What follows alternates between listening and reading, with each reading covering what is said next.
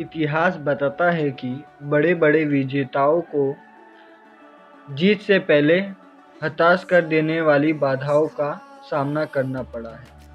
उन्हें जीत इसलिए मिली है कि वे अपनी असफलताओं से मायूस कभी नहीं हुए। हमारा इम्तिहान लेने के लिए जिंदगी में कभी जीत की खुशियाँ मिलती है तो कभी गम मिलते हैं। ये हम पर निर्भर होता है कि हम उनका सामना कैसे करें। जीत कोशिश के बिना कभी नहीं मिलती। बायोलॉजी के एक अध्यापक अपने छात्रों को पढ़ा रहे थे कि सुंडी कैटरपिलर तितली में कैसे बदल जाती है। उन्होंने छात्रों को बताया कि कुछ ही घंटों में तितली अपनी खोल से बाहर निकलने की कोशिश करेगी। छात्रों को बताया कि खोल से बाहर निकलने में आप लोग तितली की मदद ना करिए। ये कहकर शिक्षक अपने क्लास से बाहर चले गए। लड़के इंतजार करते रहे। तितली खोल से बाहर निकलने के लिए संघर्ष करने लगी। छात्र को उस पर दया आ गई।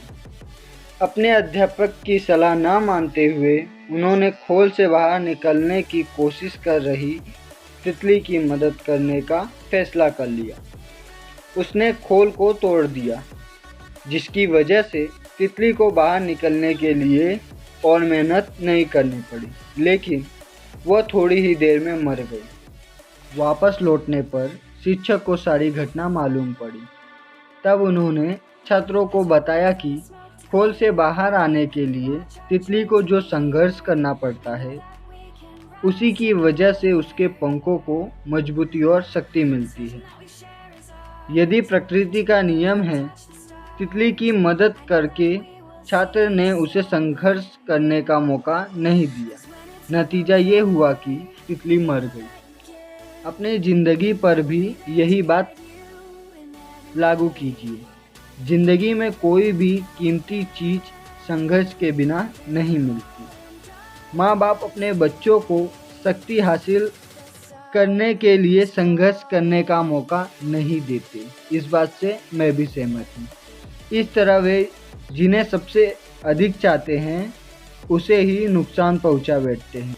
तो सवाल ये उठता है कि बाधाओं को दूर कैसे करें। तो जवाब सुनिए मेरे से।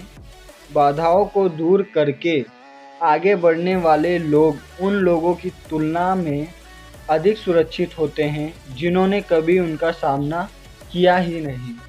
हम सभी को कभी ना कभी दिक्कतों का सामना करना ही पड़ता है। उनकी वजह से कई बार हम मायूस हो जाते हैं। निराशाओं का सामना सबको करना पड़ता है, पर जीतने वाले हताश नहीं होते। एक अंग्रेजी में कहावत है, शांत समुद्र में नाविक कुशल नहीं बन पाते। बाद में आसान लगने वाली सारी चीज़ें शुरू में मुश्किल लगती है। हमें अपनी समस्याओं से मुंह नहीं चुराना चाहिए। केवल हारने वाले ही कोशिश छोड़कर मैदान से हट जाते हैं। ज़्यादातर लोग ठीक उस समय हार मान लेते हैं जब सफलता उन्हें मिलने ही वाली होती है। विजय रेखा बस एक कदम की दूरी पर होती है, तभी वे कोशिश करना बंद कर देते हैं। वे खेल के मैदान से अंतिम मिनट में हट जाते हैं, जबकि उस समय जीत का निशान उनसे केवल 1 फुट के फासले में ही होता है। सवाल यह है कि हम सफलताओं को कैसे मापें? असली सफलता किसी काम को अच्छी तरह करने और अपने लक्ष्य को हासिल करने के एहसास से मापी जाती है। सफलता इस बात से नहीं मापी जाती कि हमने ज़िंदगी में कौन सा ओहदा हासिल किया है, बल्कि इस बात से मापी जाती है कि हमने वह मुकाम कितने रुकावटों को दूर करके हासिल किया है।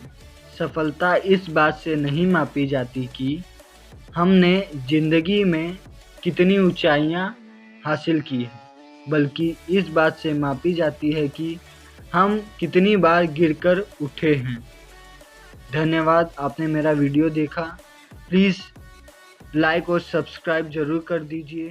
धन्यवाद।